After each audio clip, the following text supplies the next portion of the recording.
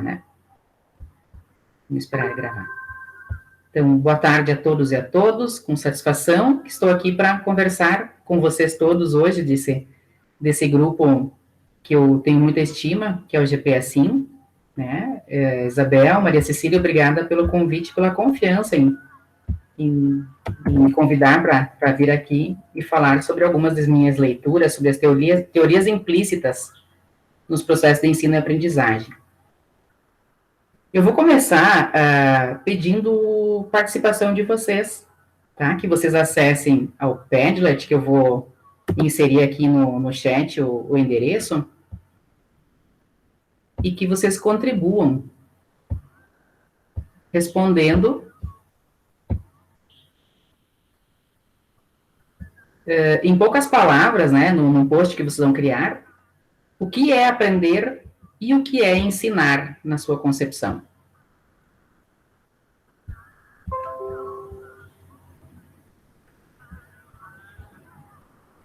O quê? Tu está perguntando isso para mim? Tudo bem.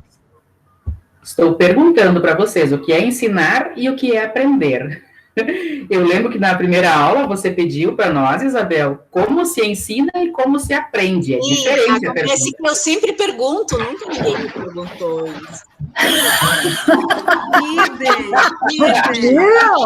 É a primeira vez que eu vou responder. Bem, aprendi bem, então tá bem.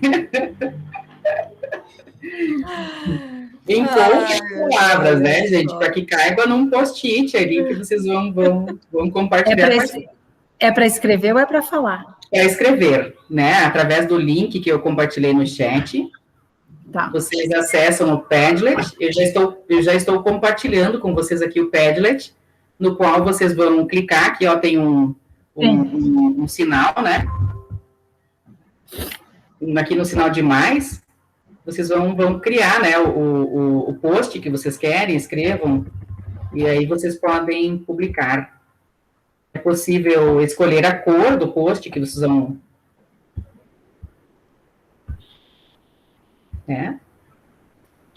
Entenderam?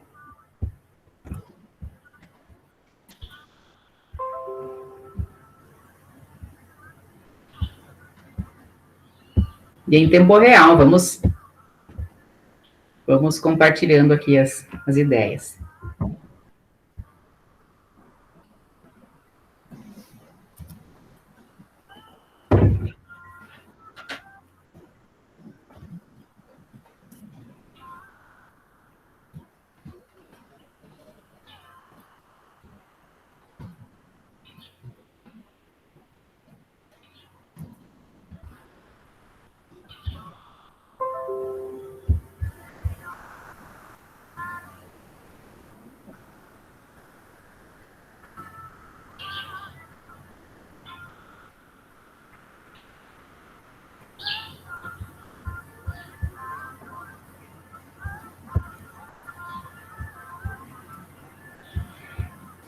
Vejam bem que aqui quem já tinha, né, acessado ao Padlet, feito a inscrição, digamos assim, no aplicativo, já aparece aqui, né, Marisa?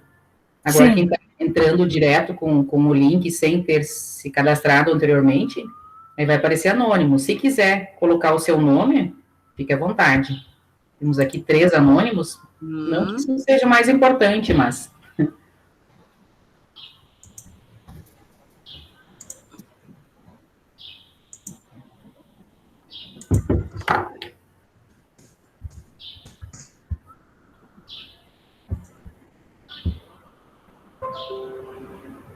Então, hoje já vou lendo, tá?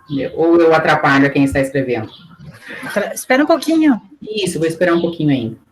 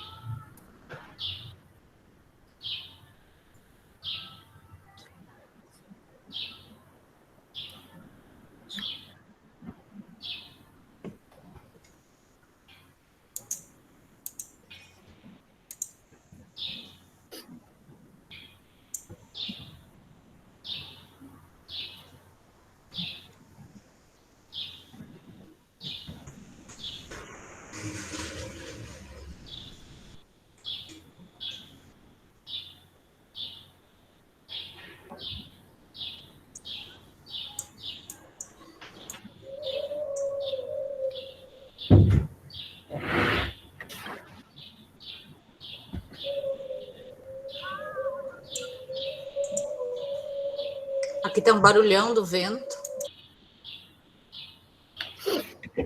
Por aqui também, tive que fechar tudo, ligar o climatizador, que tá um calorão, aí fica um pouquinho mais isolado, porque tá bem...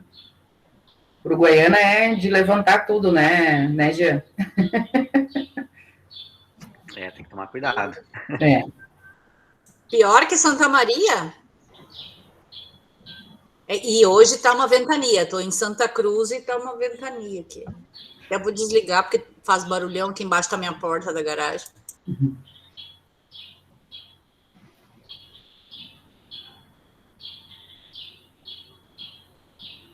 Eu acho que já estamos aqui com grande parte do grupo que está na sala, já com as respostas compartilhadas.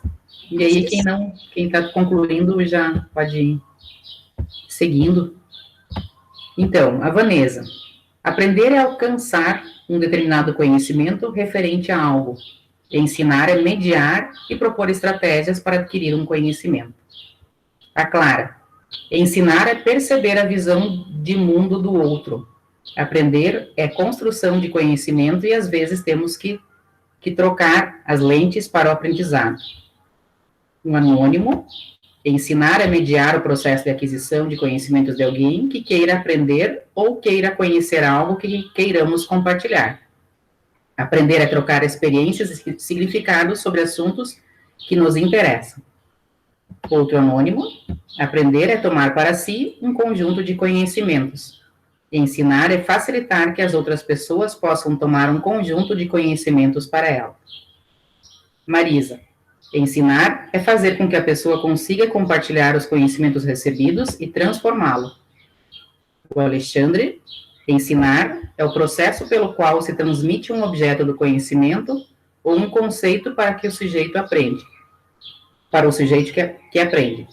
Aprender é o processo pelo qual o sujeito adquire esse conhecimento ou parte dele. A Marisa. Aprender é quando eu consigo explicar com as minhas palavras o que eu aprendi. A Isabel. Estão interrelacionados, de forma que o professor e aluno trocam significados. Anônimo. Ensinar e aprender é compartilhar, na forma que cada indivíduo ou grupo compreende ser melhor. O Radael. O Felipe. Ensinar é dividir, transmitir conhecimento com alguém sobre alguma coisa. Já aprender é absorver, interiorizar o conhecimento recebido. O Jean.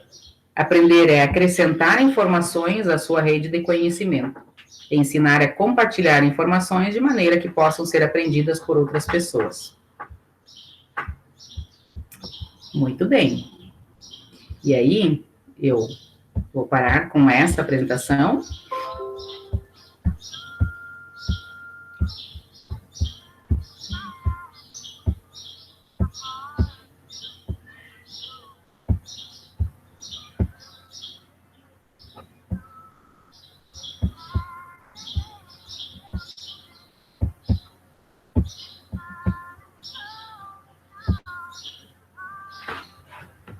Para começar a falarmos, então, conversarmos, vocês podem me interromper na hora que acharem que tem alguma pergunta ou compartilhar. Tem alguém com uma música no fundo. Pelo chat. E, ok? Podem me chamar. E se eu não estiver em acesso ao chat, vocês me chamam. Então, as teorias implícitas nos processos de ensino-aprendizado. Participamos do mural das concepções prévias, essa é uma estratégia que eu gosto muito de utilizar para interação. E aí, como percebemos na diversidade das respostas, que o conceito de aprender e ensinar é uma concepção individual. Para compreender a individualidade das concepções, é necessário levar em consideração o contexto cultural e atual sobre toda a história cultural de aprendizagem, não só como um momento, assim, mas como um movimento de atividade social. Nesse sentido, essas crenças que se tem sobre aprender e ensinar nos são apresentadas, né, assim como tantas outras coisas nos são apresentadas como uma herança cultural, né? E Pozo chama isso de uma forma muito interessante, que é uma herança que nos é passada sem testamento, sem que a gente saiba, né, essas concepções nos são passadas. E a consciência dessa herança que recebemos nos ajuda a refletir, né? E, se necessário, né, através da reflexão, promover mudanças. Essas heranças, muitas vezes, elas são responsáveis pelas concepções prévias que temos diante de alguns campos conceituais. E elas são responsáveis também pelas misconceptions. As misconceptions, que são objeto de estudo de vários pesquisadores, estão, assim, já há muitos anos indo mais a fundo, para conseguir entender de que maneira essas misconceptions elas interferem no processo de ensino e aprendizagem. Então, nossa teoria sobre a natureza humana é fonte de boa parte de nossas vidas. Consultamos essas bases quando desejamos persuadir alguém em algum negócio que nos favorece, ou amenizar situações quando essas situações estão, assim, intempestivas e queremos botar panos quentes, quando queremos informar algumas coisas a alguém, ou até mesmo enganar, né? Utilizamos essas teorias que estão na nossa natureza, né, estão intrínsecas em nós, elas nos aconselham nas dificuldades das mais variadas, né, além dos processos de ensino-aprendizagem, enquanto docentes, ou enquanto alunos, também nas dificuldades com casamentos, educação dos filhos, e até mesmo do autocontrole, que às vezes precisamos ter em determinadas situações. Levando as crenças ou as teorias implícitas mais na linha da aprendizagem, dá para se começar perguntando o que sabemos sobre aprendizagem e ensino. Sabemos, como vimos, que são concepções individuais. Mas, além disso, sabemos, ou, né, nós que somos da linha do ensino, que todos nós, alunos e professores, temos crenças ou teorias que são profundamente assumidas, e elas são a origem das nossas ações. Talvez essas crenças nunca serão discutidas, mas elas é que regem o nosso fazer docente. Elas funcionam como guia, uma espécie de currículo oculto, o qual lançamos mão nas necessidades. Ainda sem sabermos, né? Ela guia a nossa prática educativa, como docente ou como discente. Essas teorias ou crenças ocultas, elas precedem a instrução formal, recebida sobre os processos educativos. E, em certas ocasiões, elas dificultam, elas colidem com a prática diária, enquanto professores e, sobretudo, como alunos, o que muitas vezes dificulta o processo de ensinar e aprender.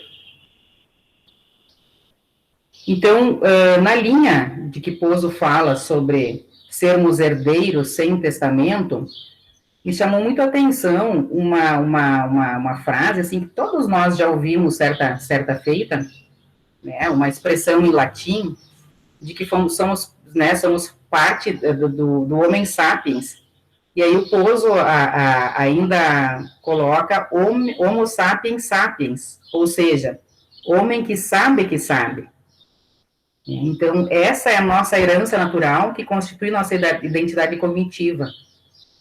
E é a principal diferença entre nós e os outros seres orgânicos.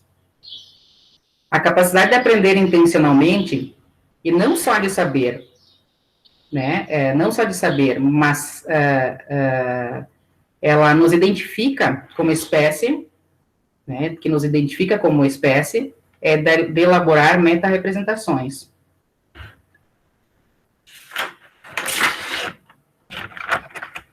E o que também é assim, muito notório na nossa prática, é de que ensinamos, muitas vezes, baseados nas experiências que tivemos enquanto alunos, né? Repetimos as práticas que nos foram passadas enquanto alunos. E mudar requer reflexão. tudo parte do processo reflexivo.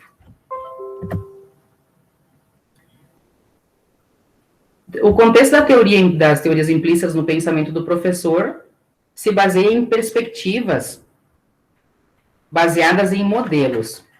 São 4 modelos de conhecimento: conhecimento científico, da crença como conhecimento, do conhecimento pelo conteúdo e do conhecimento pela prática. Então, nessas quatro perspectivas, o pensamento do professor pode se basear no conhecimento científico,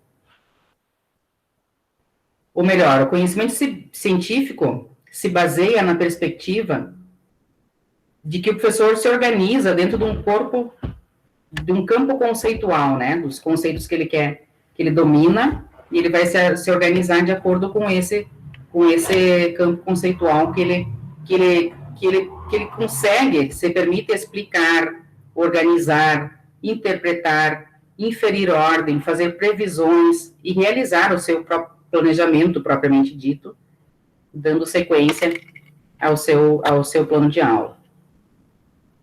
A crença como conhecimento é um modelo que aponta para o comportamento cognitivo, de como o pensamento acontece. O professor, ele é guiado pela crença como conhecimento, adquire significados por meio de suas crenças, princípios e valores pessoais. A experiência do professor contribui para o grau de estabilidade ou evolução desse conhecimento. Por isso que se diz que o processo reflexivo docente, enquanto participante de um processo de formação inicial, as alterações nas concepções implícitas podem ser mais efetivas do que quando o professor já se encontra em exercício por mais tempo. O modelo baseado no conhecimento pelo conteúdo indica de que maneira o conhecimento específico, os conteúdos ou os objetos do conhecimento serão utilizados para que o professor pense e organize as suas práticas. E, por fim, no contexto do conhecimento pela prática, é um conhecimento que apresenta várias tendências, né? E quando o professor se dispõe a refletir sobre a sua prática, ele pode evoluir para uma concepção construtivista.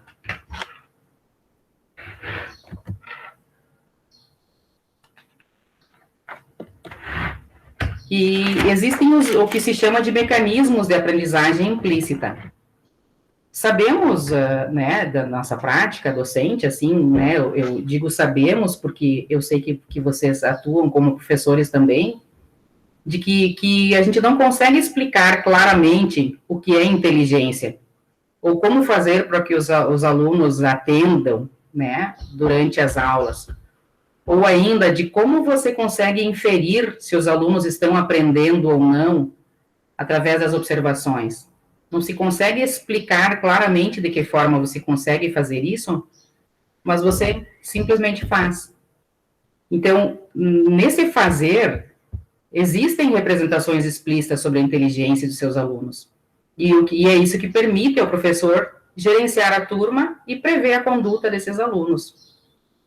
Da mesma maneira, os alunos também não dispõem uma teoria para avaliar a ação dos professores, mas eles conseguem avaliar e identificar as características de cada um dos professores e ainda mais, eles conseguem esperar, né, ou melhor, eles conseguem identificar características em cada professor e o que esperar no momento das provas ou das avaliações.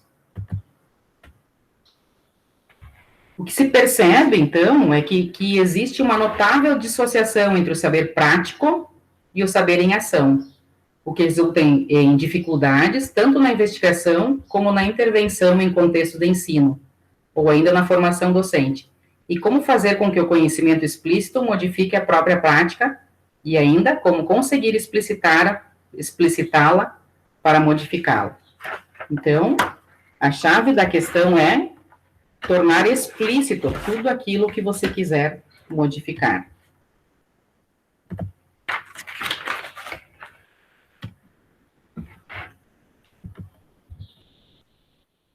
o Pozo e o grupo de pesquisa dele, em 2016, desenvolveram as teorias implícitas de ensino e aprendizagem.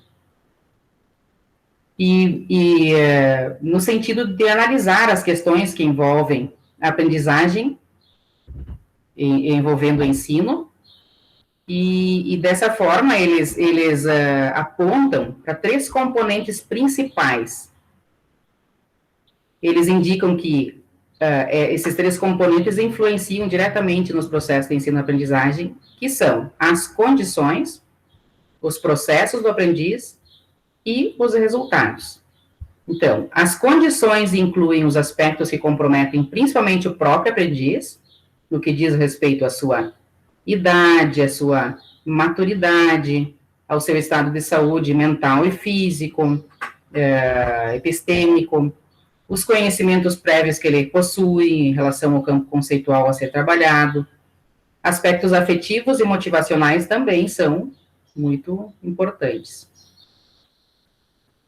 Os processos do aprendiz são as ações que o aprendiz demonstra e que são manifestadas ou não manifestadas, e aí cabe ao professor fazer com que o aprendiz as manifeste. E os resultados. Esses resultados vão produzir inferências e que são possíveis ao professor identificar se o aluno aprendeu ou se ele está em processo de aprendizagem ou se ele ainda pretende aprender. Se ele se sente motivado para tal.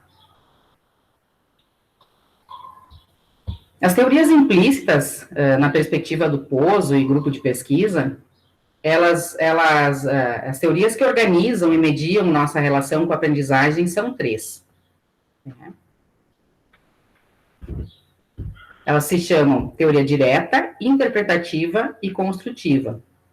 Com base nesses 3 perfis de teorias que mediam a nossa relação com a aprendizagem, é possível identificar, assim, as concepções dos sujeitos, inclusive nas situações que vocês apontaram lá nas respostas do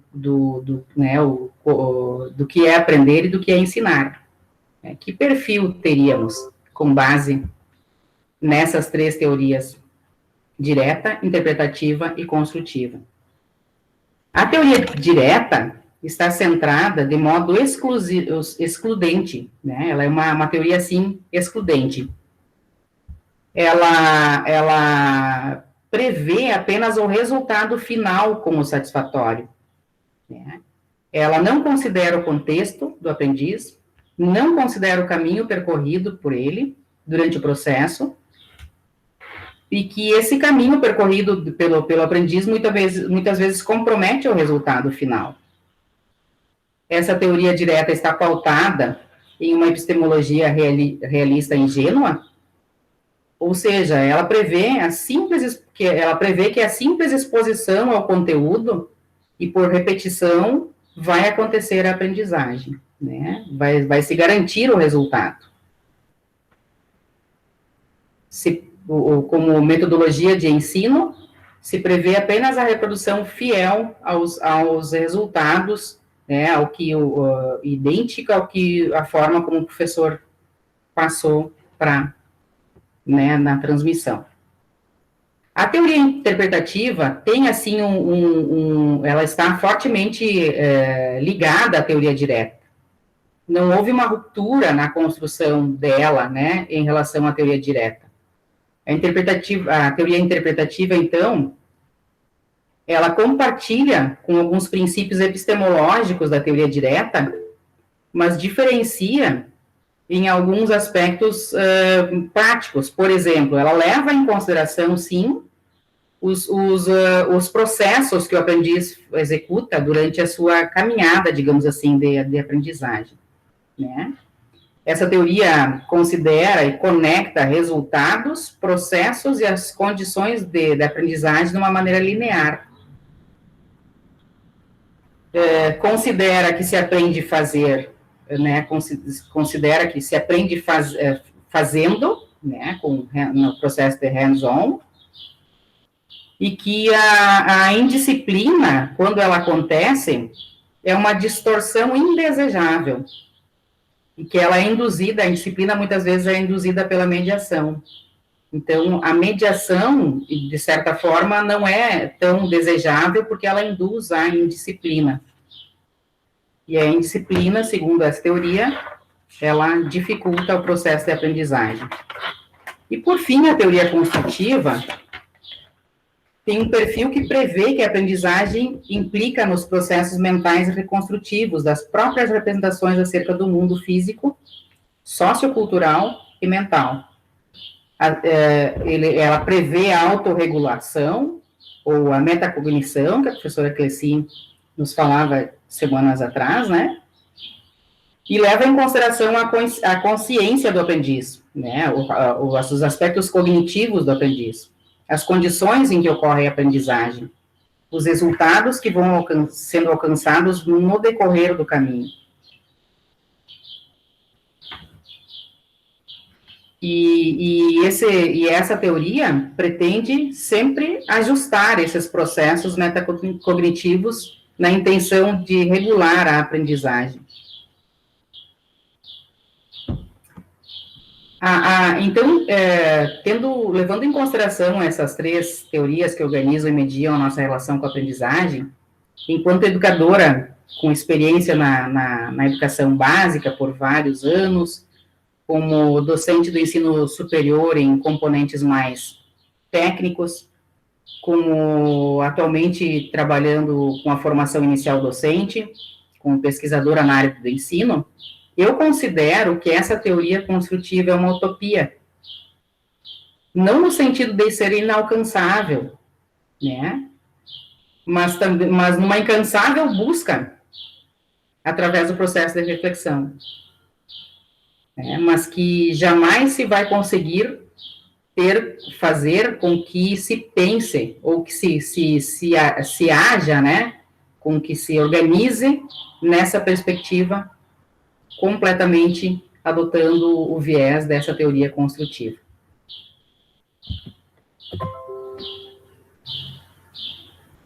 Então, essas três teorias se diferem em seus princípios epistemológicos, que prevê a reflexão em torno da natureza do conhecimento, ontológicos, que refletem a respeito do sentido abrangente do ser, e conceituais, que é o que guia, né, a forma com que os professores e os alunos concebem e gerenciam o ensino e a aprendizagem.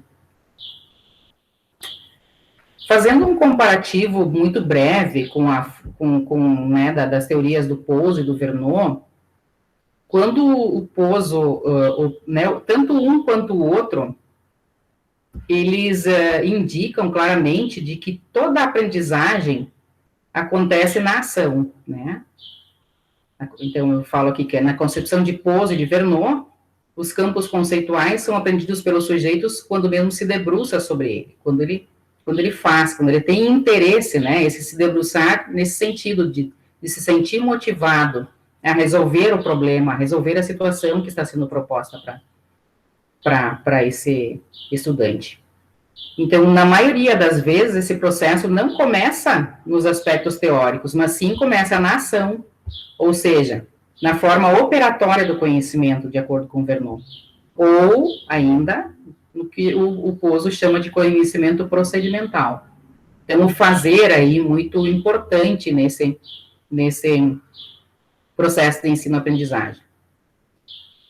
E ainda, né, nessa mesma linha, que a ação precede a forma predicativa do conhecimento, de acordo com a teoria do Verneau, quer dizer assim, do que tu é capaz de falar, né, ou escrever, ou manifestar, ou explicitar, ou declarar, de acordo com a perspectiva do Pozo. Então, o fazer, assim, nessa mediação e motivação como ponto estratégico e fundamental para que se desenvolva o processo metacognitivo. E cabe ao professor a responsabilidade por selecionar situações adequadas para oferecer ao aprendiz, para que ele sinta-se motivado, né, ele sinta assim, desafiado para resolver as situações propostas e se debrucem adequadamente reflexivamente sobre elas. E também fundamental, né, nesse processo de mediação, já assim é bem inerente ao processo de mediação, a comunicação.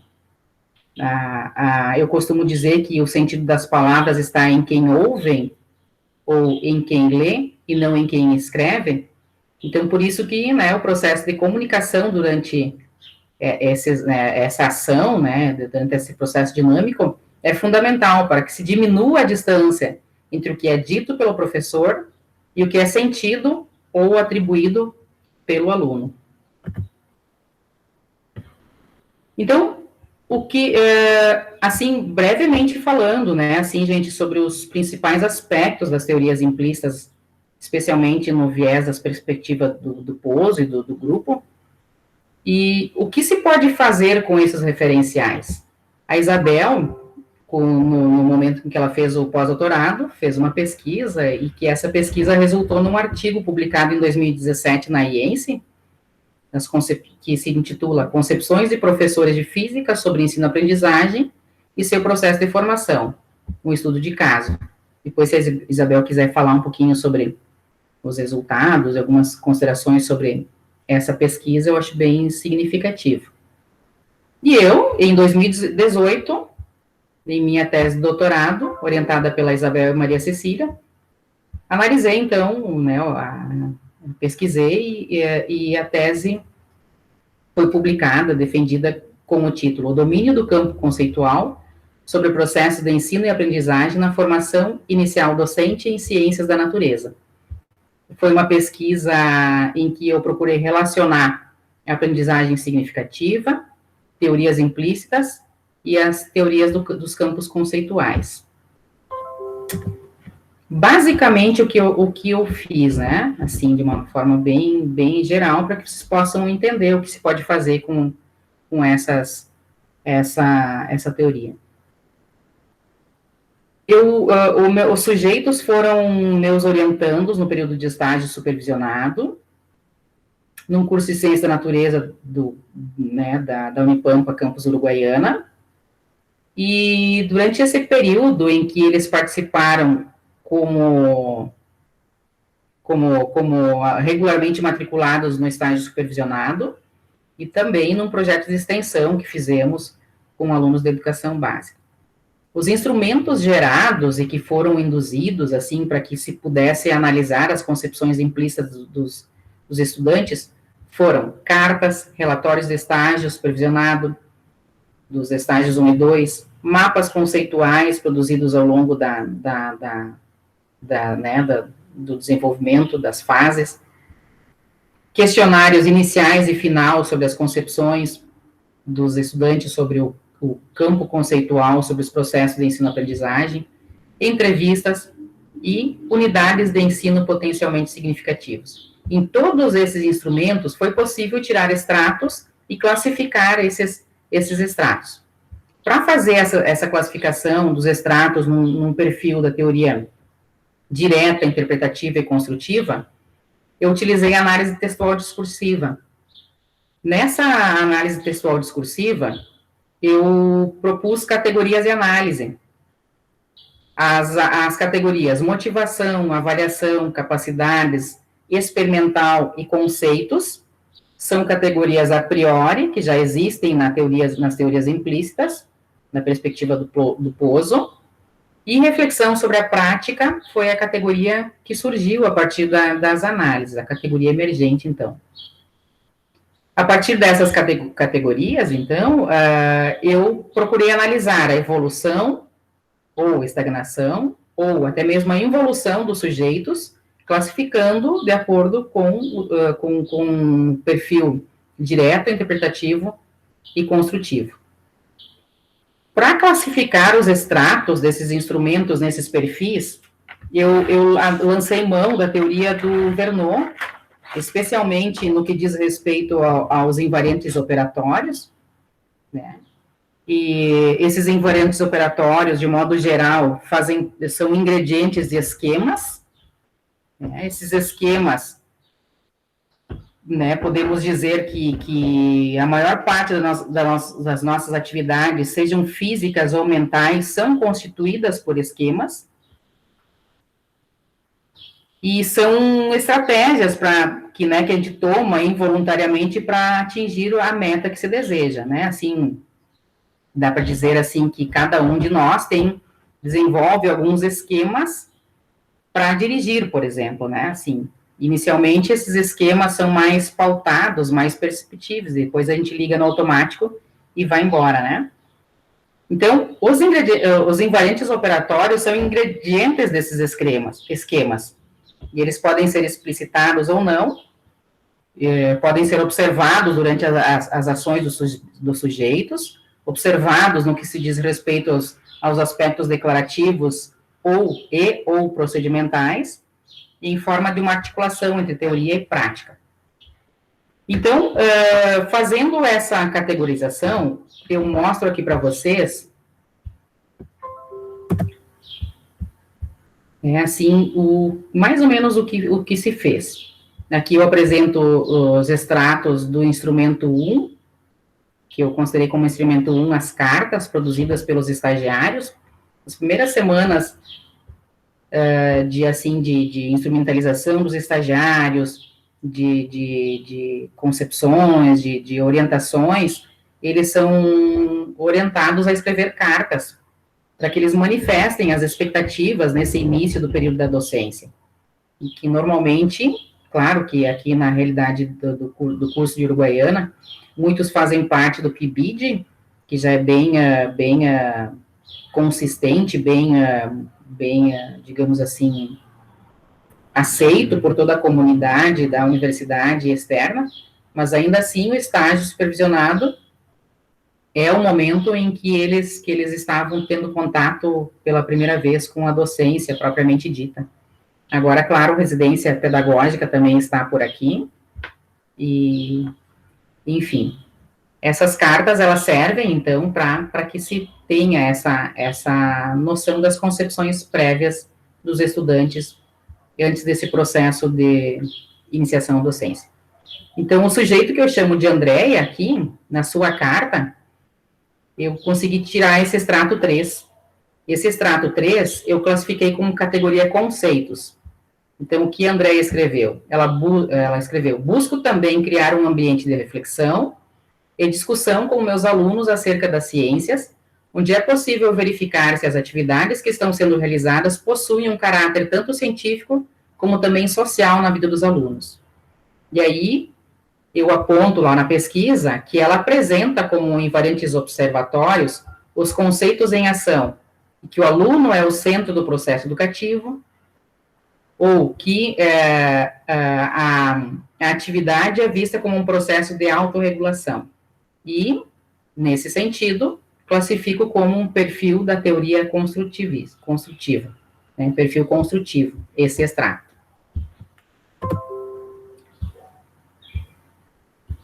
Ainda na carta, do extrato 1,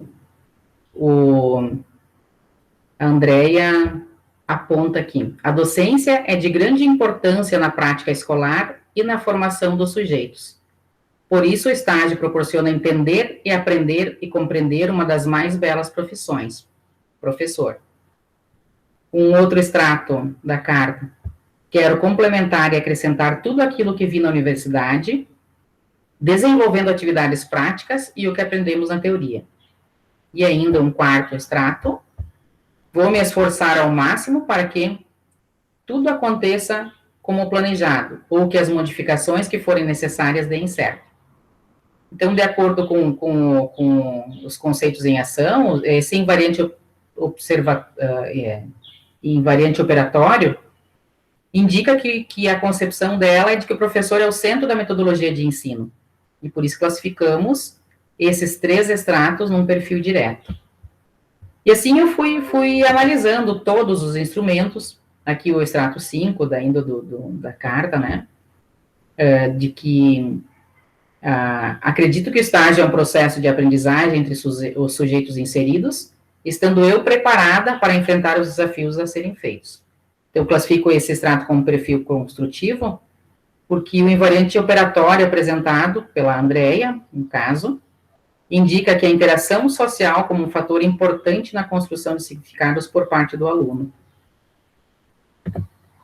E assim foram sendo feitas as análises de todos os instrumentos propostos nas duas fases, e esse perfil comparativo de conseguir analisar a evolução do sujeito só foi possível porque eu dividi a pesquisa em duas fases, então eu consegui observar as concepções implícitas desses sujeitos na fase 1 e depois, ao finalizar, na fase 2. E vejam bem, aqui eu não consegui plotar o gráfico no Canva, mas nessa tabela de percentuais dá para perceber, né, que a Andrea, na fase 1, apresentava 56% dos extratos com um perfil direto, e já na fase 2, esse percentual caiu para 28,6%, né, como um perfil interpretativo, 35,4%, e no construtivo, 8,3%. Então, apesar de se perceber para todos os sujeitos, de que houve uma evolução dos perfis direto e interpretativo para o construtivo, ainda assim, na fase 2, se somarmos aí com algumas exceções, né, o Gustavo ou com algumas exceções, somando os perfis direto e interpretativo que andam muito próximos, né, esse percentual ainda é muito próximo do perfil construtivo na fase 2. Então, indo na direção daquilo que eu falava para vocês, que eu, né, tenho um embasamento através da minha prática dessa utopia que é de que as pessoas, através da formação inicial, continuada, da prática, cheguem todas elas a um perfil construtivo. Então, para finalizar, assim, essa fala muito breve,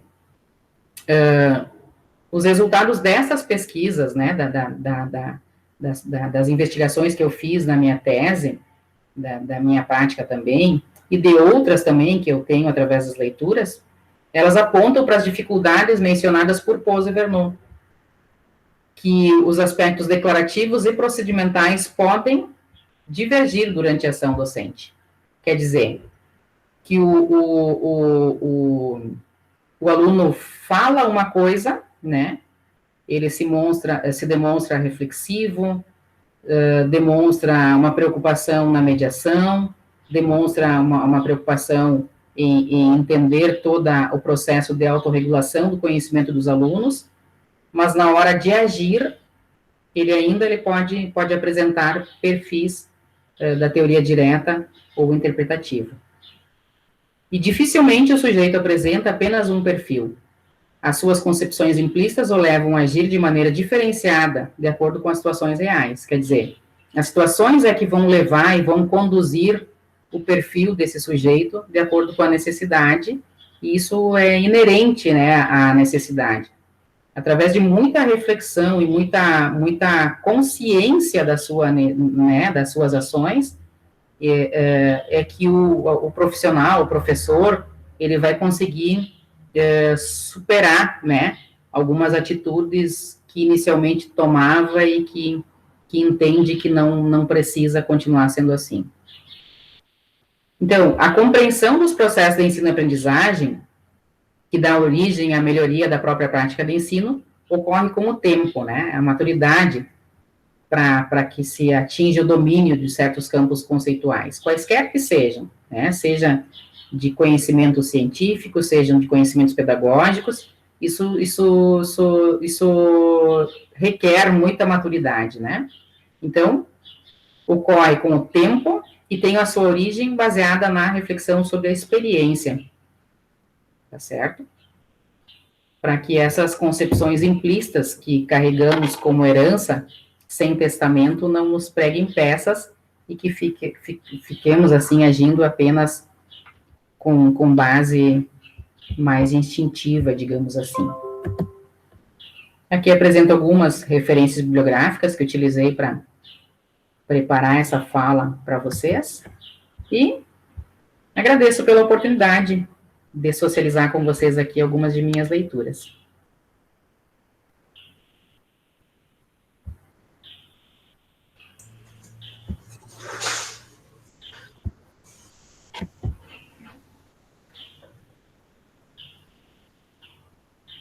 Estou à disposição. Eu posso só complementar algumas coisas, principalmente sobre as potencialidades, né, desse referencial teórico. Primeiro que ele está bem alinhado tanto com Ausubel quanto com Verneau, né? Principalmente o objetivo desse referencial especificamente, não do Pozzo, mas porque o Pozzo tem várias linhas de trabalho, essa questão da aprendizagem, né? Tornar explícito para aprender. Isso está bem relacionado também com o Verneau, e também a gente pode pensar com o Ausubel, né? Porque o Ausubel diz que o aluno tem que pegar a informação nova e interagir com a informação que já existe, com o subsunsor, de maneira não arbitrária e não literal. Ele só vai fazer isso se ele tiver esse subsunsor, se ele tornar esse subsunsor explícito, senão ele não tem como fazer isso. É mais difícil.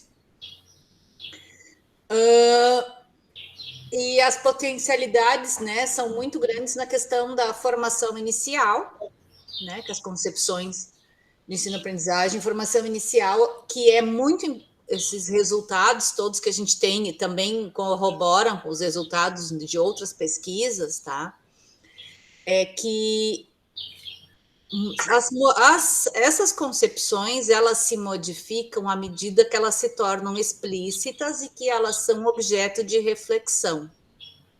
Então, é preciso refletir sobre a prática.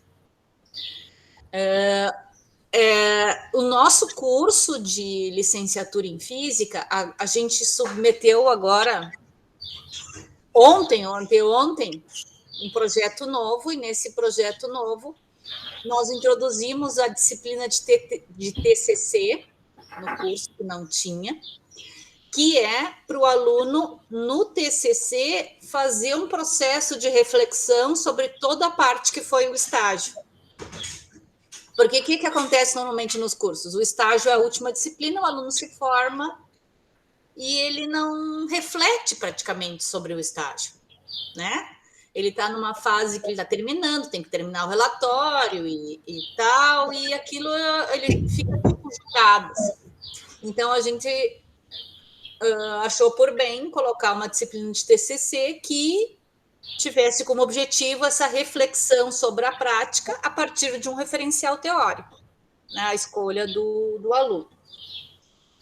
E na formação continuada, né, é mais complicado. O que normalmente é uma formação continuada? São palestras. O pessoal vive convidando. Até a semana que vem eu vou dar uma palestra para os professores do município de Cruz Alta. A gente acaba dando também, né? Mas esse tipo de formação continuada em termos de palestra não faz nem cosquinha, né? Porque o que vai guiar os docentes na sala de aula são as suas concepções. Enquanto elas continuarem implícitas, esse professor, e ele não refletir sobre isso, ele não vai... É muito mais difícil, né? A caminhada é bem mais longa para mudar essa prática. Então, a gente tem que pensar muito na questão da formação continuada. O que é uma formação continuada que seja efetiva? Formação continuada efetiva não é de curto prazo. Não pensa que eu vejo muito isso, né? Trabalhos de mestrado, doutorado, eu vou lá na escola, dou um curso de 1 mês e a formação está feita. Não é bem assim. Né? Eu vou lá, 1 mês é o período que o pesquisador precisa para coletar os seus dados, mas para modificar a vida, a rotina desses professores, não é o suficiente, né? Seria, e não é um curso no tipo que o professor fica sentado recebendo teoria. Porque a teoria, eles sabem, né? Na minha pesquisa, em outros, a gente viu que os professores sabem dizer, o aluno tem que ser o centro do processo. Nós temos que olhar as ideias iniciais dos alunos. Sabem dizer várias frases, só que eles não sabem como fazer na sala de aula. Então, o professor, na formação continuada, ele não precisa de mais dessas ideias, ele tem que ter como colocar isso em prática. E o que impede ele de colocar? Muitas vezes, o que impede esse professor, o que dificulta esse professor, né, de colocar essas ideias em prática são as próprias crenças. Mas eu não vou fazer isso, porque, na verdade, isso não tem importância. Mas eu sei que todo mundo quer que eu diga tal coisa. Então, a gente tem que ter muito cuidado com a questão da formação continuada. O que formação a gente está... Assim como a gente também pensa que o aluno tem que ser o centro do processo, na formação continuada o professor também tem que ser o centro do processo. Cecília. Gostei muito, Carla, muito obrigada pelas explicações. Eu não tenho trabalhado com pose e não conheço muito profundamente, tá? Mas a tua fala sobre os perfis direto, interpretativo e construtivo me lembra muito a questão dos princípios que regem as teorias de aprendizagem, né? Que são o behaviorismo, o cognitivismo e o humanismo. Então, os alunos dizem assim, mas na minha realidade é impossível ser humanista. Aí, o que eu sempre digo que eu ouvi uma vez do professor Moreira, né? Eu acho que dificilmente a gente não vai ser behaviorista em algum momento da vida, porque nós somos behavioristas por natureza, né? O nosso comportamento, a questão do comportamentalismo se faz muito presente. Então, eu costumo dizer para os meus alunos que a gente sempre tem as 3 posições, dependendo do contexto e do andamento do contexto, né? Porque às vezes a gente se depara com situações em sala de aula que a gente vai ter que optar por ser um pouco mais firme, né? Um pouco mais rígido, ou um pouco mais maleável. Eu não sei se eu posso fazer esse paralelo com a questão dos perfis, né? E, de fato, eu acho que esse perfil construtivista, que, entre aspas, você falou que é uma utopia e que a gente espera, eu acho que ele não é engessado nunca, né? Porque a construção pelo próprio entendimento do conceito é uma construção, né? Amanhã eu estou me construindo em cima do que eu sou hoje, digamos, né? Então, eu fiz muita relação com isso, Carla, tá? Não sei se eu estou certa.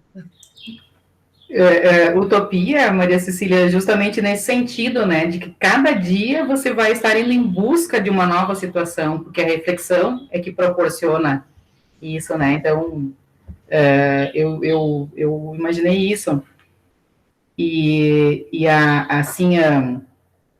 essas questões, né, assim, essas análises, assim, que se faz acerca das teorias implícitas que a gente carrega, assim, que ficam arraigadas e presas na gente, elas explicam, assim, de certa maneira, porque é que quando você, né, você tem, assim, um sujeito recém-formado, o curso excelente, passou pelo processo de estágio a partir da metade do curso, refletiu sobre as situações, teve oportunidades de participar de grupos de pesquisa voltadas ao ensino, extensão, e todas as oportunidades que a universidade oferece, e passa num concurso logo que se formou e continua repetindo velhas práticas, né?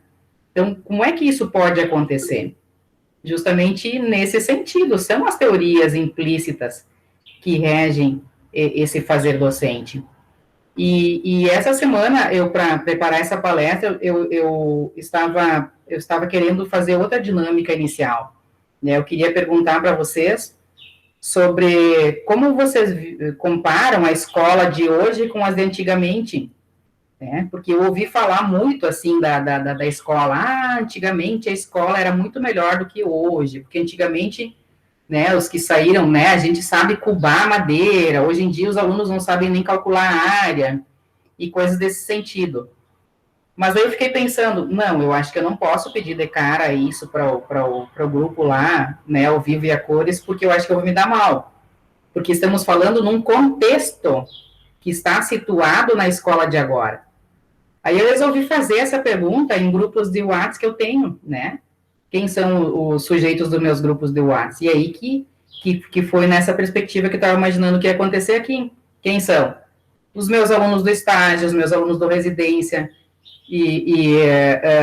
fora, assim, o grupo das escolas, a minha família, e que o meu pai foi professor, o meu avô foi professor, os meus irmãos são professores, e os que não são professores atuam nas escolas como membros do ACPM, quer dizer, eles vivem a escola num jeito diferente, sabe?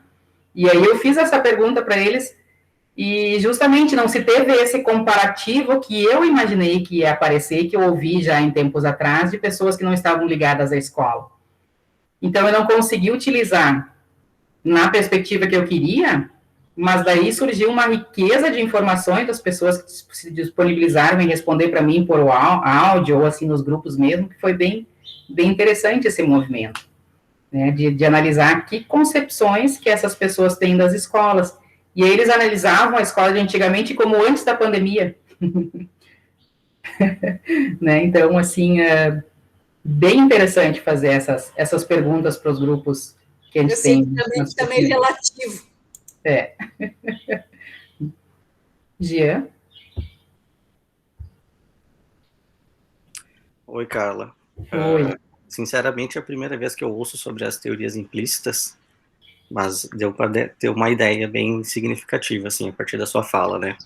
E aí, no segundo parágrafo da sua conclusão, ali dos resultados, né, você acabou retomando isso agora, né, que é a questão do porquê que, às vezes, esses recém-licenciados passam por toda uma formação que, teoricamente, é diferenciada, né, e chegam lá na educação básica e acabam repetindo essas teorias implícitas do fazer docente, né. E aí eu fico pensando que isso se dá, muitas vezes, em relação à carreira do professor, né? Um professor que assume 40 horas no município, no estado, ele vai ter 32 horas em sala de aula. Que momento que ele vai ter para parar e planejar de maneira diferenciada ou significativa todas as suas práticas docentes?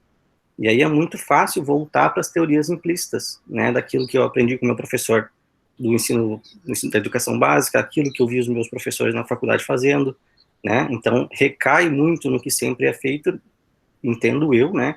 A partir dessa falta de tempo de planejamento, né? Porque 40 horas no município, no estado, 32 em sala de aula, os outros 8 para corrigir as tarefas, para planejar, né? Para dar assistência ao pai, à direção. Então, acho que falta um pouco desse pensar na carreira docente, né? No sentido de fugir dessas teorias implícitas. O que vai ao encontro também do que a professora Isabel estava falando, né? Da questão da formação continuada dos professores.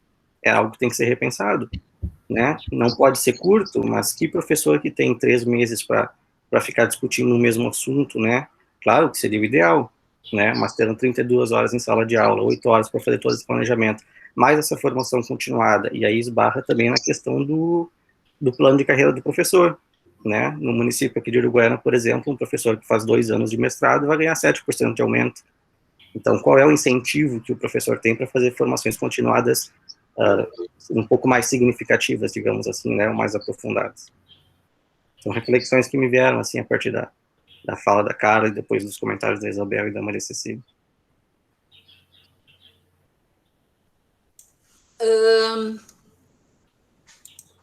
Eu queria falar um pouco sobre essa questão do tempo, né? A gente também vê essa questão quando os professores têm melhores condições de trabalho. Como no ensino superior, alguns vão para IFES, né? E acabam mergulhando totalmente na metodologia mais mecanicista, né? Pesquisas feitas em outros lugares, por exemplo, na Espanha, onde a educação básica pública lá, os professores têm bem mais condições, e acaba acontecendo a mesma coisa. Então, claro, as condições de trabalho, elas interferem, mas mesmo quando as condições de trabalho são mais favoráveis, a gente observa os mesmos fenômenos acontecendo. Quer dizer, no fundo, tu não pode mais, tu retira esses obstáculos, a maioria deles, pelo menos, continua com o problema. Então, na verdade, essas crenças, elas são bem importantes, né? Justifica, né, assim, né, Isabel, justifica, porque realmente, né, quando você abre, assim, né, a pergunta, né, que eu fiz comparando as escolas, comparando o ensino, quem é professor dificilmente vai culpar professor, né? Agora, até mesmo os residentes, os estagiários culpam os professores, mas não se colocam na situação, entende? Então, o contexto é que vai influenciar diretamente na perspectiva que tu tem em relação ao, né, à dificuldade ou à proposta. O que se pode pensar, assim, né, eu enquanto professora de educação básica também, né, eu trabalhei sempre 40 horas, 20 horas na educação do ensino fundamental, 20 horas no ensino médio, aí eu tive aulas na faculdade também, então era uma loucura, assim, a vida da gente realmente é uma loucura, você não o tempo que tu tens, até, por mais que, né, as prefeituras, a prefeitura onde eu trabalhava deixava uma carga horária de planejamento para a gente na escola, mas você não consegue focar naquele momento que te dizem, não, agora tu tem que planejar. Naquele momento, às vezes, tem uma colega aí que necessita também bater um papinho, né, essas interações também mais não só em nível profissional, né, acontecem. E o planejamento, eu acho que a criatividade no planejamento, ele surge não assim só naquele momento, não, agora tem que sentar e planejar, ele surge em outras possibilidades. Então, se o professor, ele já tem, assim, né, essa concepção, dessa crença de que é preciso fazer com que se ensine de alguma forma diferente, então ele vai criando estratégias. E não precisa mudar toda a forma de ensinar, né, de todas as turmas que tu tem, na mesma semana, no mesmo mês, no mesmo dia. Não. Então, se neste ano eu me proponho a fazer práticas diferentes, no 4º ano, por exemplo, 5º ano, né, e aí eu vou criar algumas, né, uma meia dúzia de estratégias para cada turma que eu tenho no ano, ok, eu vou trabalhar um pouquinho focado naquele nível de ensino, e para o ano que vem eu já vou ter essas estratégias para esse ano, supondo que não se mude, né? E aí eu vou utilizar essas e criar mais uma ou duas para aquele nível de ensino. Então, o professor no primeiro ano, eu lembro como se fosse hoje o meu primeiro ano, né, de educação básica. São as dificuldades de que tu tens, assim, em todos os sentidos, de agir com os alunos, de mediar, do conhecimento científico como um todo. Então, o primeiro ano tu aprende, assim, né, começa engatinhando. No segundo ano tu já consegue ficar em pé e se escorando na parede, né, comparando, assim, com a evolução do caminhar do ser humano. No terceiro ano, recém tu consegue tirar as mãos da parede e começar caminhando, né, e às vezes tropeça e cai e vai seguindo assim. Mas é um processo reflexivo, né, assim, as coisas só evoluem através da reflexão.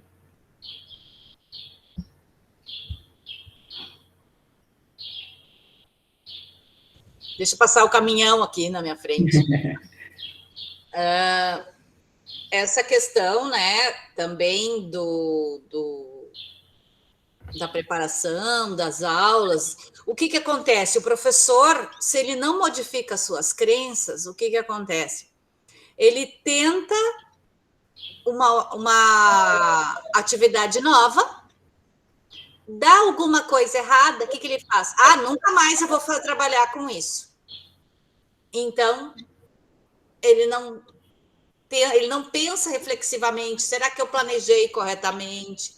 Ah, não, a culpa é dos alunos, com esses alunos aqui não dá. Né? Quando a crença o que eles vão dizer? A culpa é sempre do aluno. Muitas vezes mas na verdade o professor está ali para gerenciar o processo. Então, o professor, quando ele tem essas crenças que amarram ele não consegue fazer essa visão a longo prazo, né? Como a Carla falou ali, que é esse passo de formiguinha que a gente chama.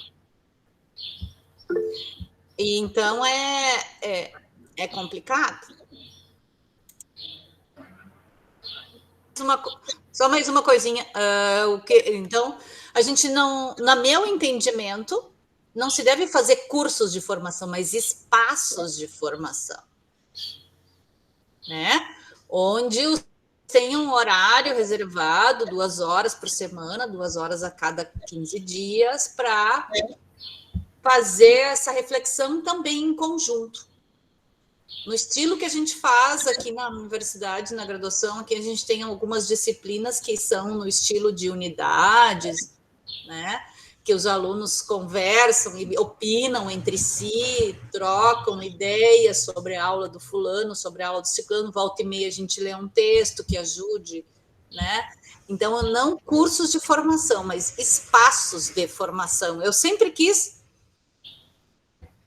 criar um espaço desses, mas é uma lacuna que eu não consegui preencher por falta de tempo e talvez de coragem também.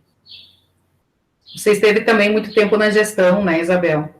Aí agora estou de novo, né? A gestão rouba um tempo da gente, assim, fora do comum, e eu acho que deveria ser uma coisa bem rotativa, que todos os professores deveriam passar.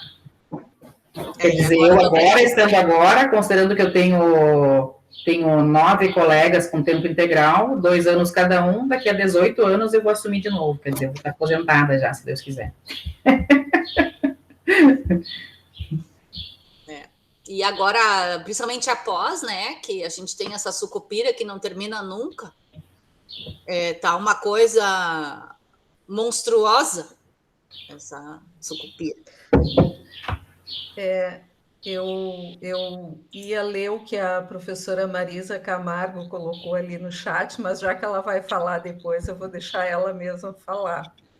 Mas eu me lembrei do curso de Teoria dos Campos Conceituais, né, que começou na terça, e que estava presente a Aline, né, que é a coordenadora de um grupo de pesquisas do Verneau, lá na França, né, um grupo que ele também encabeçava junto com ela.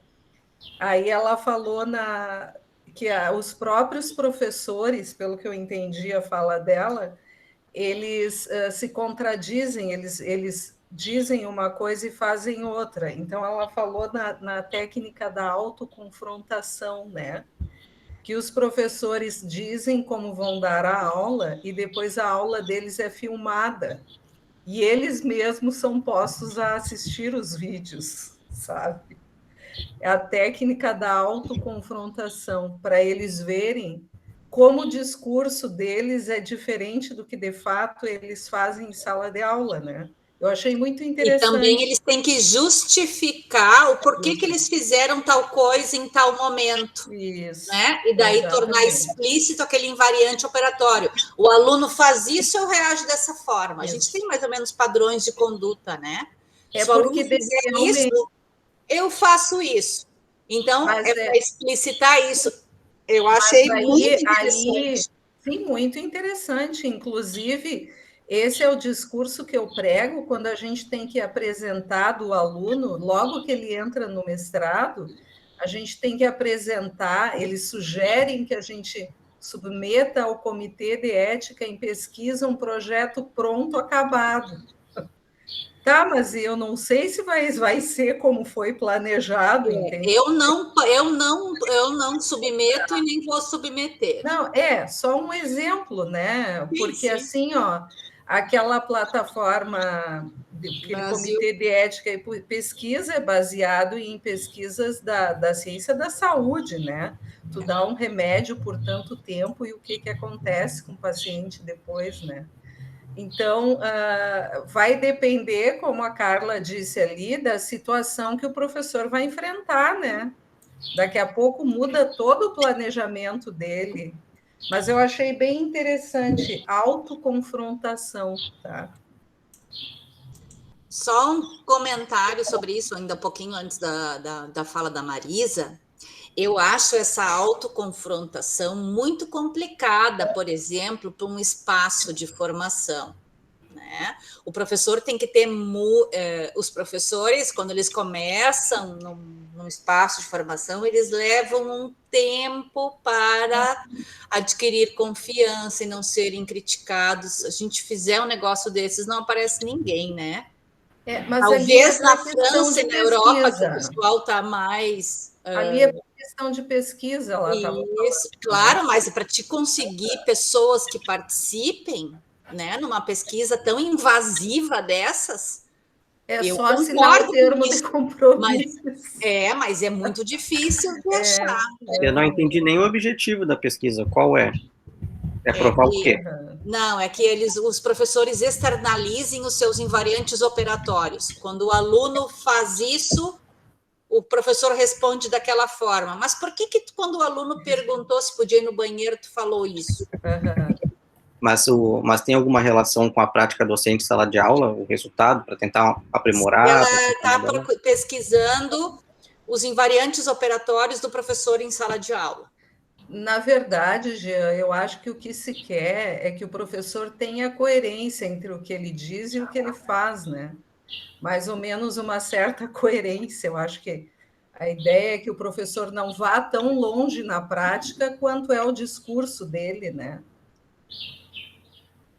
Tipo, de confrontar o que, né, se vamos supor, se o que ele diz pertence vamos supor assim, ao perfil direto, mas o que ele diz é o perfil construtivo, mas o que ele faz é o perfil direto.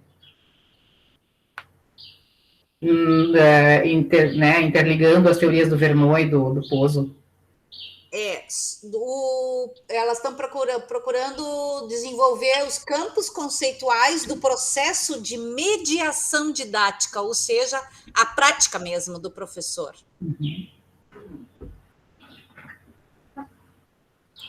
Acho que a Marisa quer falar. Primeiro, a minha colocação ali no chat foi pela colocação do Radael, né? Que, na verdade, a gente sempre, o aluno, quando sai, a gente mesmo, né? Parece que a gente não vivenciou enquanto graduando a profissão lá fora, né? Então, sempre o retorno é cobrado dos professores, né? De quem formou eles, né? Mas no tempo, quando eu estudei, nós não tínhamos toda essa reformulação que houve nos cursos de licenciatura, e hoje os alunos, pelo menos agora já faz tempo, né, que eu saí de um curso de licenciatura, houve uma reformulação e os alunos começaram a ter vivências escolares desde os primeiros semestres. Então, nessa vivência era assim, na primeira prática eles iam para a escola, observavam, ficavam no final da sala, observavam o professor. Depois quando eu trabalhei ainda no curso de licenciatura, eles tinham vários estágios na educação de jovens e adultos, ou em escola inclusiva, ensino fundamental, ensino médio. Então, eles tinham vários estágios e várias práticas para ter um pouco dessa vivência para chegar na escola, né? Mas, realmente, isso ainda não é suficiente para preparar para a carreira ou para a prática docente. A prática docente é diária, nós não... e também, vindo de encontro ao que o Jean fala, nós mesmos, enquanto professores do ensino superior, que não temos uma carga horária tão cheia em sala de aula, mas temos outras atividades, a gente não consegue fazer 100% atividades diferenciadas. Então, eu acho que todo dia a gente se cobre, todo dia é uma construção, né? Todo professor, ele está preocupado com a aprendizagem do aluno, né? Então, ele tenta da maneira que ele acha que é, com aquela disciplina, com o feedback, e fazendo atividades, mas nem sempre toda atividade é uma atividade diferenciada. Mas como a Carla colocou, se tu faz hoje já uma atividade diferente lá com o 5º ano, deu certo, foi legal, o ano que vem tu já tem aquela experiência do 5º ano, de repente tu pode ampliar para as outras, mas eu acredito que mesmo assim tu não vai conseguir, sendo professor de escola pública, com 32 horas aulas, tendo que trabalhar o conteúdo, tem a questão dos pais que cobram, né, também que os professores trabalhem os conteúdos, quais conteúdos, se tem um livro, por que não terminou todo aquele conteúdo do livro. E eu sei disso porque minhas crianças estão na idade escolar e nos grupos dos pais se discute isso, né? Então, tem todo esse viés e o professor está lá, né? O professor, ele se cobra, ele é cobrado, e ainda quando a gente tem que pensar sobre a prática, todo dia a gente tem que pensar sobre a prática, diferente de outras profissões, mas enquanto professor, a nossa vivência é essa. E sempre achando que nunca está bom, né? E às vezes tem turmas que os alunos vão te dando feedback e aquilo vai te motivando a querer fazer mais, e aí tem outras que não te dão e tu desanima, mas daí tu tem umas férias, daí tu volta empolgada, tu quer fazer uma coisa diferente, e daí tu leva uma monografia, ou tu leva um ânimo, e assim nós vamos indo, né? Mas eu acho que é uma construção diária, né? A gente nunca vai ser 100%, né? Nós temos 2 professores aqui, vários, né? Todos somos, mas temos a Clara, que já está aposentada em uma matrícula, para falar para nós como é que é a prática dela. Temos o Alexandre, que dá aula numa escola militar, né? Que pode ter uma prática talvez um pouco mais específica. Temos o Radael. O Jean dá aula também, né, Jean? Sim, 20 horas no município de Ciências. Isso. E o Felipe, que é o nosso professor, como é que se diz? É o nosso professor adotado, né, Marisa? O Felipe. O Felipe é. Estou chorando que ele vai embora, né? Mas ele não. Eu acho que vai pensar ainda nessa ideia de ir embora. Vamos ouvir esse pessoal que eles têm para dizer. Tá, então vamos falar um pouquinho. Carla, gostei muito de te ouvir, como sempre. É um aprendizado de escutar. Obrigada. E as falas todas também, enquanto estavam conversando, dialogando, muitas coisas foram refrescando e trazendo do que eu consegui fazer na escola. E eu estou aposentada e na outra matrícula eu estou de licença para guardar a aposentadoria, né?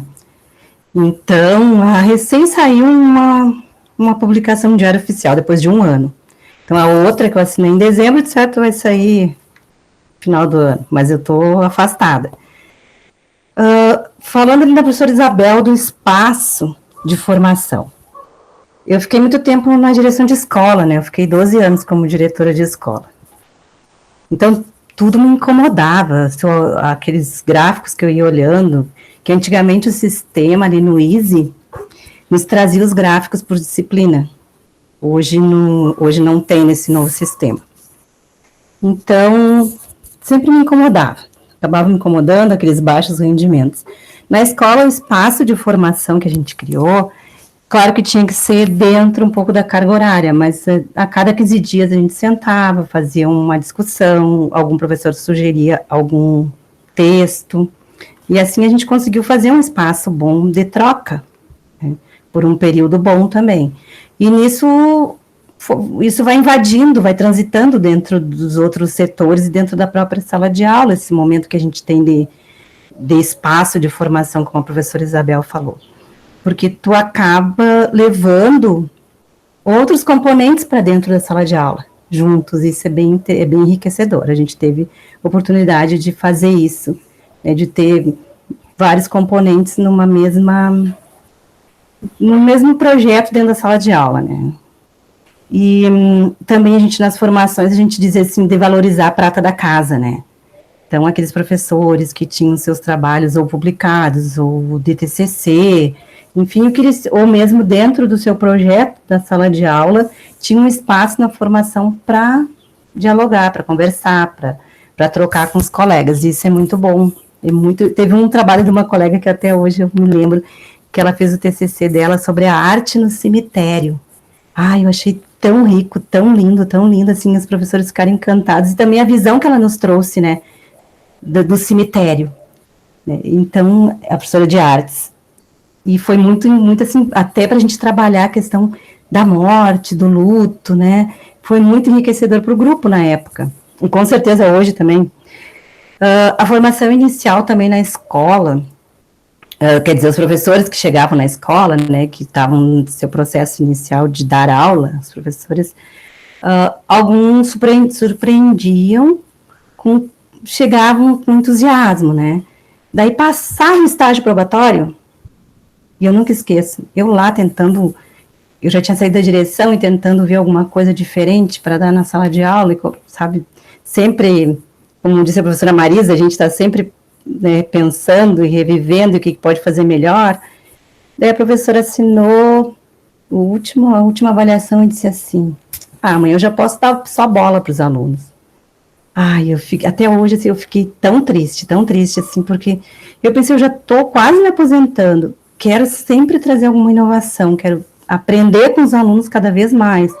E a professora tão novinha, tanto na idade como na chegada, né, na profissão, né, mas também tem os professores que te surpreendem quando chegam, né, no seu início de carreira, com muito entusiasmo também, no sentido de nos puxarem para frente, de mostrarem que a gente também tem que ver o novo junto com eles. E a professora Maria Cecília falou desse confronto do professor, né, de se ver no que ele contradiz, no contraditório dele mesmo, né, ali numa sala de aula, do que é a prática, do que é a teoria, do que ele fala, do que ele faz. Eu só vejo que isso dá certo quando a gente faz de forma colaborativa, né, e tem estudo de aula que traz isso, né, onde colaborativamente os professores planejam as suas aulas, aquele vai lá, dá aula e traz, enfim, tem todo esse processo colaborativo de partilha. Daí o professor pode se ver, né, mas ele vai se ver na fala e no olhar do colega, né, onde ele vai poder melhorar na próxima prática, na próxima aula. É isso, aproveitei para falar um pouquinho. Obrigada. Clara, não sei se tem alguém na frente, mas chega até pena dessa tua colega, que se ela largou a bola simplesmente para os alunos, né, na vida profissional dela, dá pena, porque teve uma vida profissional frustrada, sem saber o que é realmente ter aquele orgasmo pedagógico, né, que eu costumo dizer.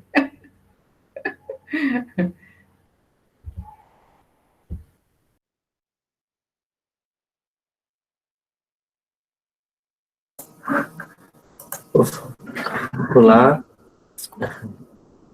queria falar, prof? Pode falar, depois eu falo. Acho que é até um gancho aí também, acho que foi a professora Isabel que falou dos espaços de formação, que como está complicado, assim, como está difícil, né, e também depois, mais alguém comentou ali o tempo que a gente fica em sala de aula, as 32 horas, depois ter mais o espaço ali em julho, né, quando a gente podia descansar um pouquinho, e daí vem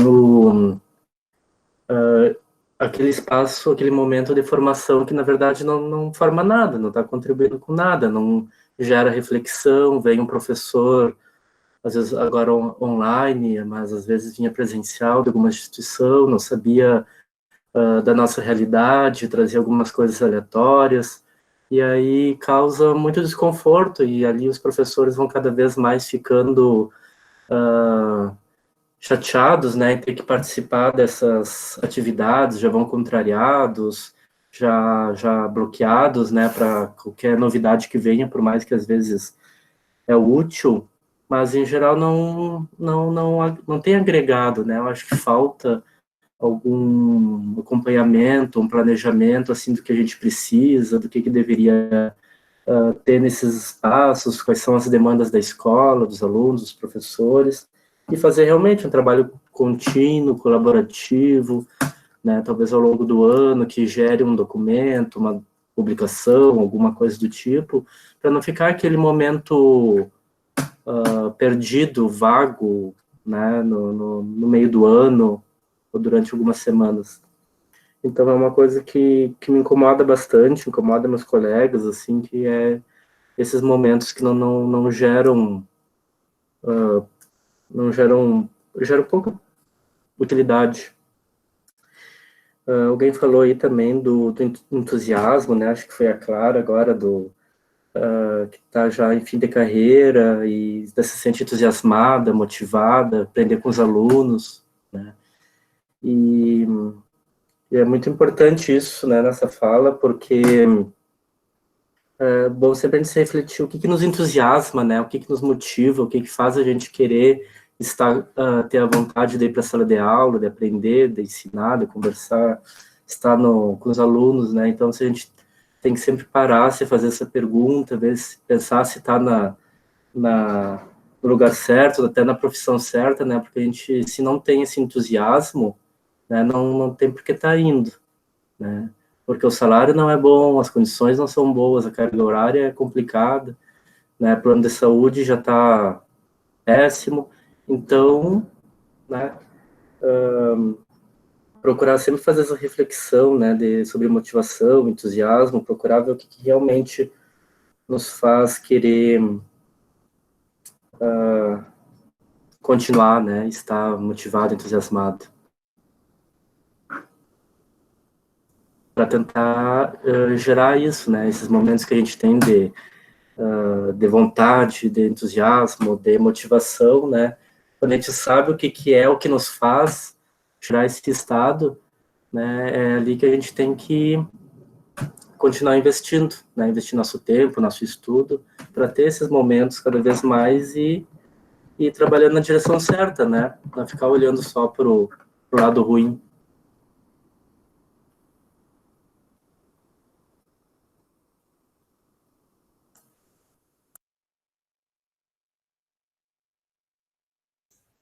Por outro lado, a gente não pode apavorar os nossos alunos de licenciatura a ponto de, principalmente na física, né? Nós já temos tão poucos. Se começar não sobra nenhum. A dar realidade demais, assim, aí não. É isso que eu vou dizer. Também não adianta a gente ser pessimista demais, né? Então é complicado para o professor formador essa dosagem, né? Que às vezes são dilemas que eu me encontro, né?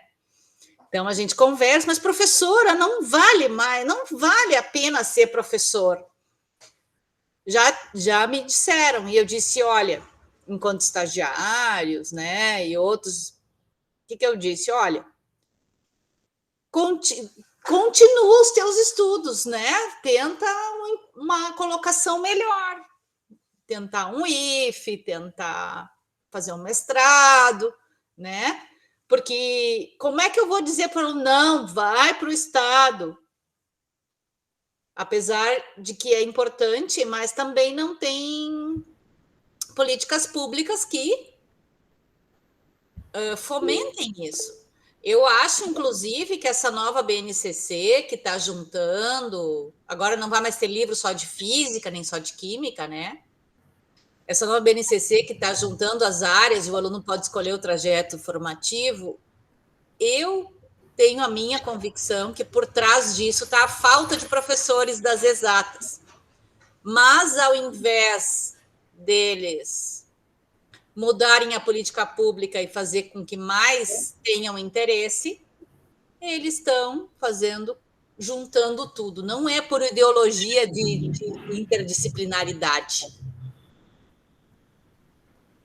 como eles querem fazer parecer. Dá para se pensar em tudo, né? Mas, gente, eu não sei, olha só, da perspectiva de estar ruim o magistério.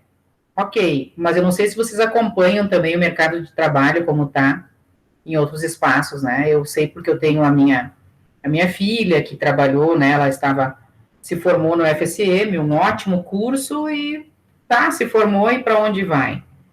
Vai trabalhar, né? Foi para o comércio. Então, gente, tem os desafios também em todas as outras áreas, sabe? Então, nesse sentido, ainda, não é tão. Eu procuro motivar por esse aspecto, sabe? Que todas as funções vão ter os seus desafios, todas elas. Claro que não se pode questionar as funções, né? Mas, assim, graduação por graduação, tem muita gente saindo graduado também, muito bem formado, e precisa ir para o comércio. Entende?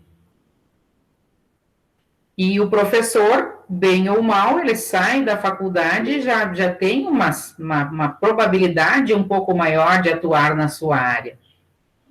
Eu procuro usar esse discurso para motivar. É isso que eu ia falar, que assim, o professor, ele sai da graduação, ele já está com um emprego, né? E aí eu tenho, por exemplo, sobrinhos que se formaram, por exemplo, engenharia civil na área do direito, que não é fácil de se colocar no mercado de trabalho. E então, assim, é bem mais difícil do que o professor. E aí demora também para essa pessoa de outras áreas se colocar no mercado de trabalho e ter um salário razoável, né? Mas também, penso também um pouco como a Isabel, falta também políticas públicas de incentivo para os alunos seguirem a carreira, né, do magistério, né? Muito desvalorizado, né? Os professores não têm um apoio, né? Não tem apoio da comunidade, se tu for ver. Não tem prestígio, né, Marisa? Isso não tem mais o prestígio antes. Antigamente, o professor não é só financeira, né? Antigamente o professor, meu Deus, eu tinha uma admiração para meus professores, assim, tudo que eles falavam para mim, assim, e o respeito que a gente tinha, assim, os pais da gente tinham também pelos professores, né? Que eu acho que se perdeu um pouco também, né? E aí desmotiva, assim, no geral, né? Mas eu sei que é difícil para quem é professor dos cursos de licenciatura motivar. Aqui nós estamos nas engenharias também, é difícil, e como eu pego os primeiros semestres, assim, às vezes uma aluna me mandou uma mensagem pedindo que queria conversar comigo porque ela estava perdida no curso, ela não estava se achando naquele curso, e o que ela podia fazer, né?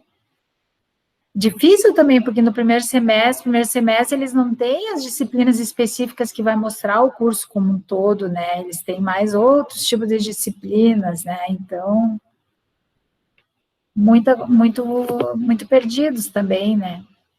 Então, isso tudo. E em relação à formação dos professores, eu também acho que, assim, só as palestras não muda nada. Às vezes dá um estalo no professor, né, com a palestra, e quando eu trabalhava num curso de licenciatura, que era na URI, aqui em Frederico, a gente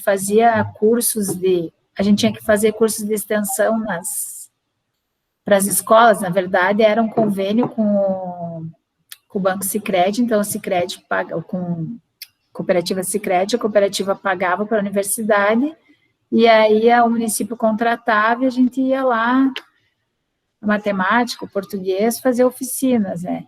Então, tu ia no ano, trabalhava uma coisa, no outro ano tu ia, trabalhava outra, tu perguntava sobre o que tu trabalhou no ano passado, tinham feito alguma coisa e ninguém tinha feito nada, sabe? Então, às vezes vai do professor, e eu acho, hoje analisando, eu acho muito mais rico uma atividade tipo que a gente faz aqui semanal ou quinzenal, que a gente discute, que a gente lê um artigo, que a gente faz uma tarefa sobre aquele artigo, que a gente acaba repensando a prática da gente, fazendo algumas mudanças, né? Bom, eu também gostaria de falar que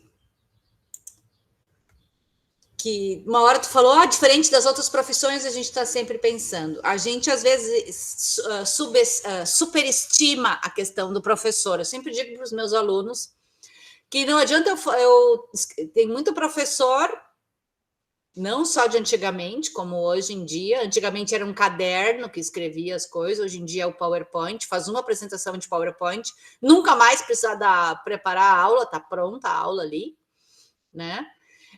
Tu acha que um arquiteto vai fazer um projeto de uma igreja, por exemplo?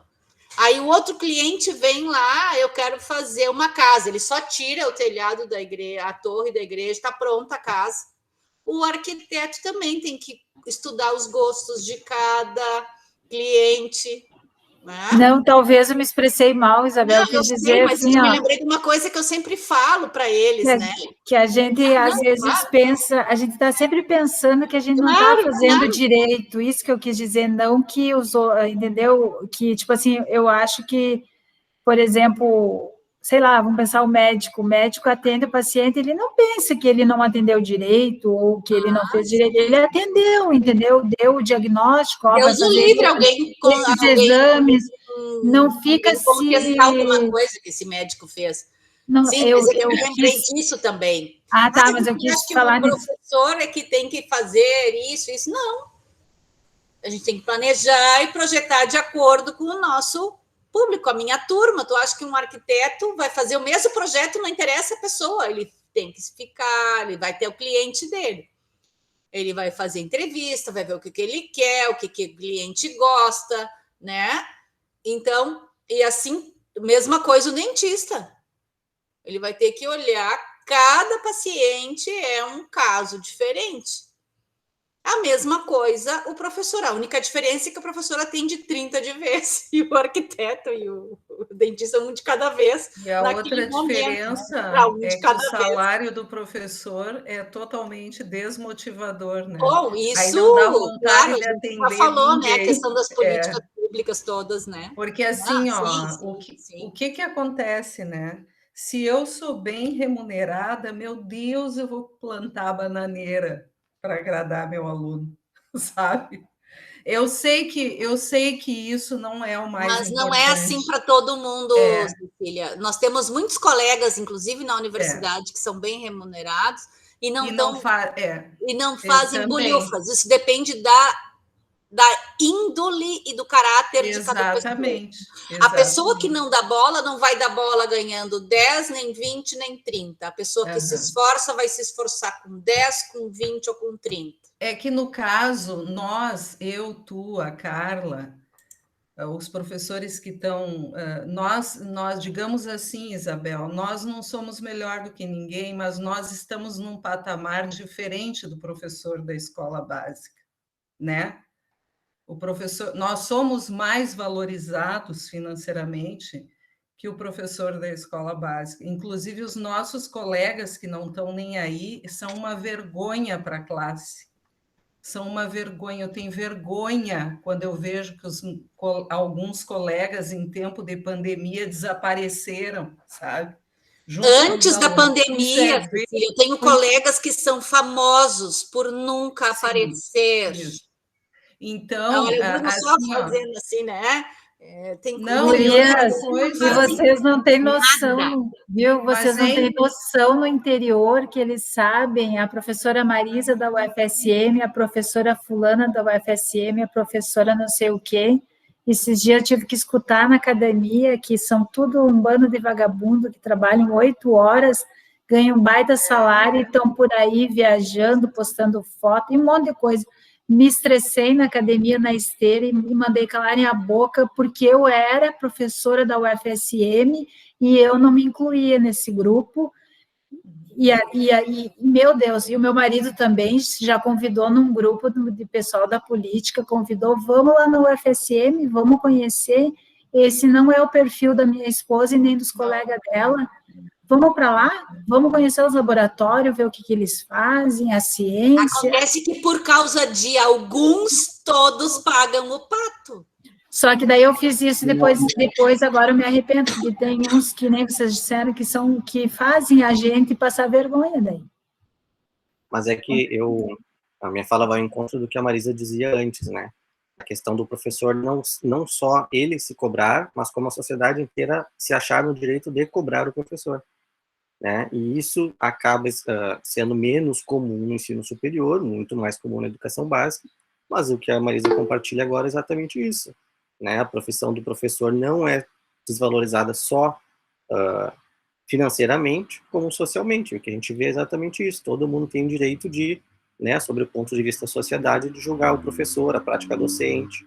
E isso também pesa muito, né, quando os licenciandos ingressantes, ou, enfim, né, dizem assim, não vale a pena ser professor. É porque eles já estão com essa carga desse discurso muito pesado em cima deles, né. Quando passa no vestibular para licenciatura, tu vai cursar licenciatura, que peninha, né, que potencial que tu tinha, mas tu vai fazer licenciatura. Eu escutei isso quando eu fui fazer, porque imagina sair de Seberi, interior, desse tamanho assim, para ir para Santa Maria fazer matemática, né? Na época eu fui para fazer química e depois eu mudei para matemática. E aí um menino disse assim para mim, eu jamais vou sair de Seberi para fazer um curso de licenciatura. Mas era o que eu queria fazer, era o que eu gostava de fazer, né? Maria, desculpa, eu te atrapalhei ali, me empolguei com o meu discurso. Não, o Bruno quer falar um pouquinho, vamos ver o que ele tem. Sim, eu ia dizer que, como a professora Maria Cecília colocou, eu não tenho uma experiência de sala de aula, mas eu tenho a experiência do outro lado da sala de aula, mais próxima de mim. E eu ia perguntar a respeito, até como o Jean tinha comentado, que existe essa cobrança no professor, na sociedade, essa questão das teorias implícitas de aprendizagem, pelo ponto de vista do aluno e talvez da sociedade, em relação ao professor, se tem algo sobre isso, se isso afeta de alguma forma, porque, como é apresentado, é sempre esse caminho para que a gente acabe fazendo esse processo da teoria construtivista. Mas o que eu noto nos alunos quando eles chegam numa monitoria, o que eu noto no discurso de pais, quando eu acabo conversando com eles por fora, no meu meio, é uma compreensão muito mais direta.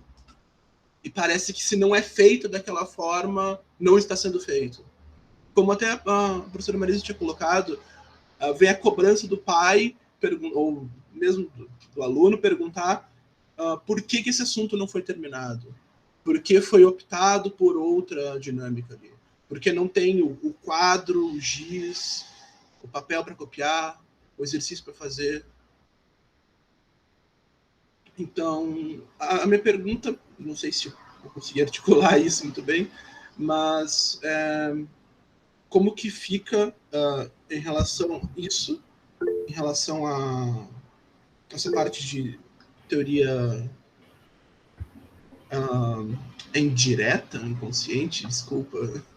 Que são as teorias diretas. Os perfis, né? Direto, interpretativo e construtivo. Sim.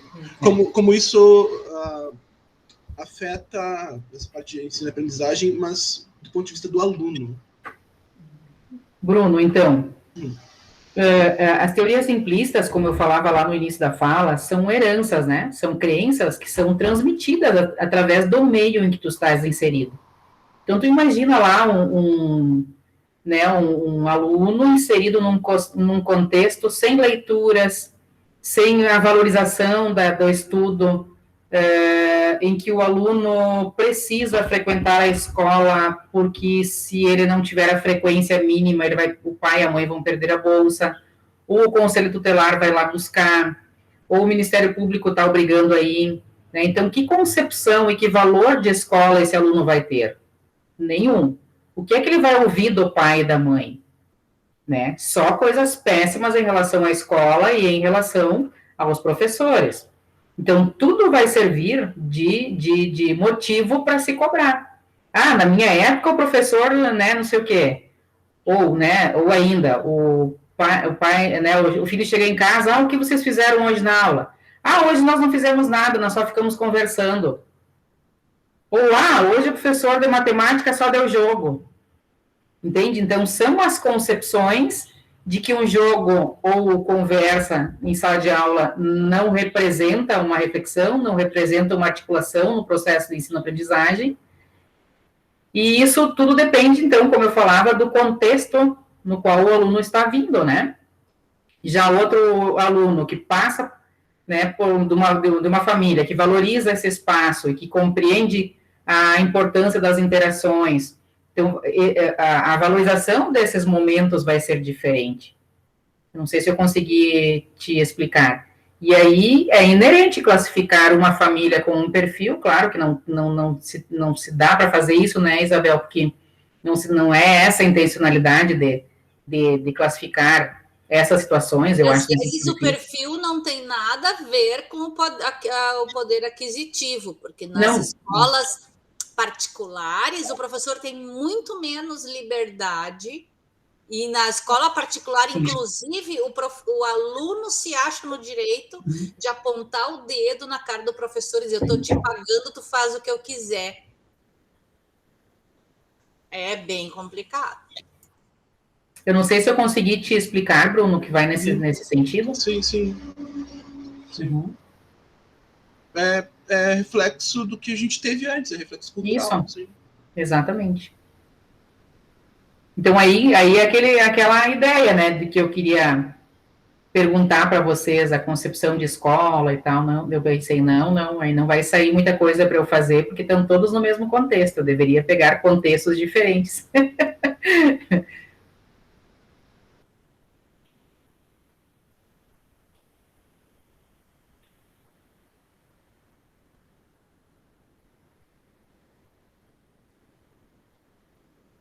Bom, pessoal, acho que já está de bom tamanho, a gente conseguiu discutir bastante coisa, né? E então agradeço a professora Carla, né, por ter contado para nós, compartilhado um pouco. Obrigada. Obrigada pela oportunidade, mais uma vez. Sempre é bom, a gente se desafia, né, a revisar leituras, importante. Se organizar, né, de forma a apresentar o que a gente fez. Semana que vem, então, nós temos uma atividade assíncrona, né, que é de leitura do capítulo 3, e então, no dia... Deixa eu ter que olhar aqui. Dia 2 de setembro. No dia 2 de setembro, então, vai ser o último seminário do semestre, que a gente vai discutir o capítulo 3. Dia da vacinação, da segunda dose. Ah, a minha 2 de setembro. Estou contando os dias. Ah, e não se esqueçam, amanhã é o aniversário da professora Maria Cecília. Ah, não. Não, amanhã é agosto. O meu é 18 de setembro. Ah, é setembro!